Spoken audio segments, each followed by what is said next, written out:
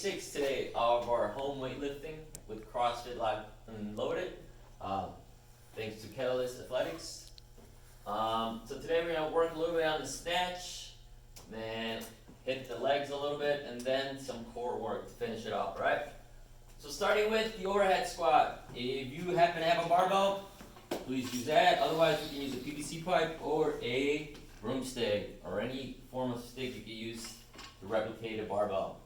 So as we set up, we can either power snatch that bar overhead or power clean it and set it on our back. But whenever the bar is on your back, you just want to find your snatch grip. You want to push press or strict press or push jerk that bar overhead.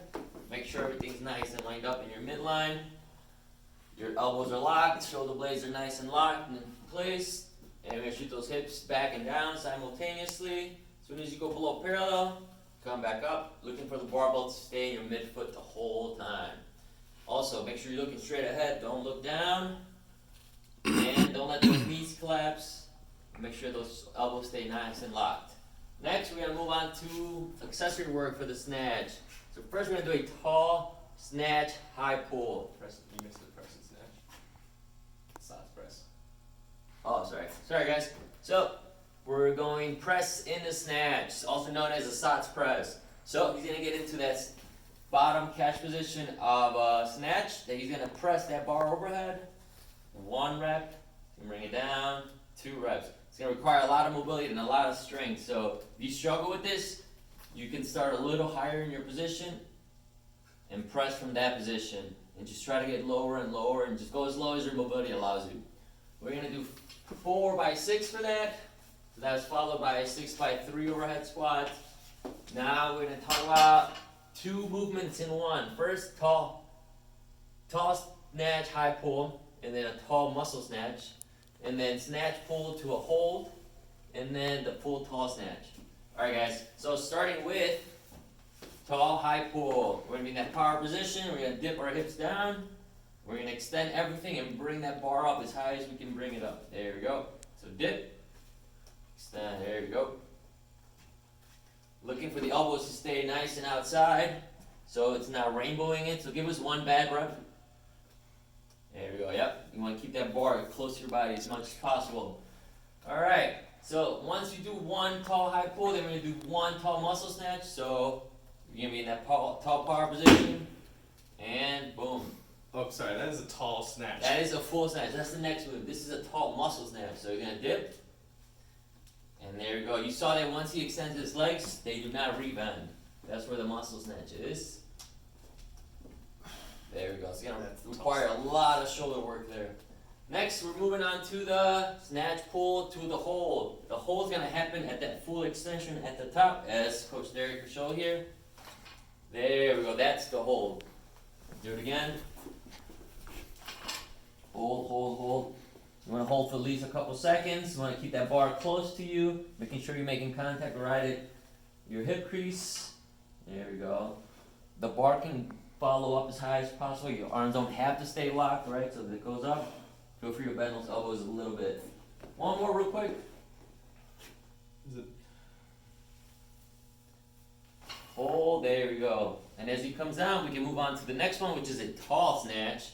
So from this position, he's gonna extend and then drop into that snatch. There we go. Nice and quick. We're looking for a quick turnaround and getting under and locking those arms out. Boom. Just like that.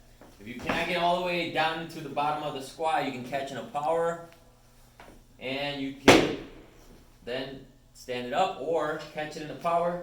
Do it again. I'm tired. And it's going to catch it in the power, and then we can squat it down and come back up. Alright, ready? Alright guys, now we're going to go into more leg work. We're going to do the pause back squat jump. We're going to do 5 by 5.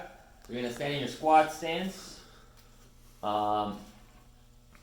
If you have a barbell, you use your barbell. Otherwise, whatever you were using for your snatch, we'll do that. So you're going to go ahead and go down into that squat. He's going to pause, 1,000, 2, 1,000. He's going to shoot up to a jump. There you go. So a little more fluid. So down, pause, 1,000, 2, 1,000, and then explode up. There we go. And as you come down, I want you to go straight down into that bottom position and pause again, right? So explode up, Come down, there you go, and then hold. 1, 2, explode up, come down, and hold. 1, 2. This is gonna be tough. You guys can see Coach there struggles a little bit, so just go and hold it as long as you can, alright? Next, we're moving on to a different movement none of us have really seen. It's called the skater squat, where we're doing 4 sets of 10 to 15 reps on each leg. So you're going to need something to come up to create a little bit of a shelf or something your knee can touch on the skater squats, right? So whatever you pick, the leg that's going back should be in the middle of that object. So in this case, you see his legs right in the middle of the plate, and he's gonna come back, gonna come down, his knee's gonna tap, and he's gonna stand up. So this is gonna feel kind of like a pistol squat and a little bit of like a reverse lunge. So you'll feel your quads doing a lot of the work. So you're gonna shoot back, tap, and come up. If tapping's too hard, maybe just take a pause at the bottom, but then get nice and secure and then come up. There you go. Make sure your knees are tracking your toes. Keep everything lined up. After that, we're moving on to the death march. This is a little core work. Posterior chain work, where he's gonna take an object, hold it in front of him, a little bit of a weight. He's gonna step, small step, and then do like a Romanian deadlift, but with one leg leaning in, keeping that object nice and close, keeping his back nice and flat in a neutral spine. Coming up, there you go. This is gonna be a good workout for your hamstrings and your posterior chain. And lastly, some core work. We're gonna do this as part 1 and part 2. So as soon as you're done with part 1, you move right away to your second part where you do 4 sets. And we're gonna go till failure, till we can't go anymore. Starting with flat leg raises. We're gonna lay flat. You can put your hands on your lower back or put it to the side, whatever feels comfortable with you. And you're just gonna bring your legs together like if they got zipped up. And then we're gonna raise those legs all the way up. And a nice controlled descent. See how he's controlling that descent? Come back up. And then come down nice and controlled. We're trying not, so do it wrong now. Come on, speed up and then just shoot down. So we're not doing this. See how he's just falling flat? Nope. Want to engage the core to control the descent. Then after that, he's going to just twist over right away when he's done. He's going to get into a side plank position. Make sure the elbow is right under the arm. Everything's lined up. His feet are right in line with his shoulders.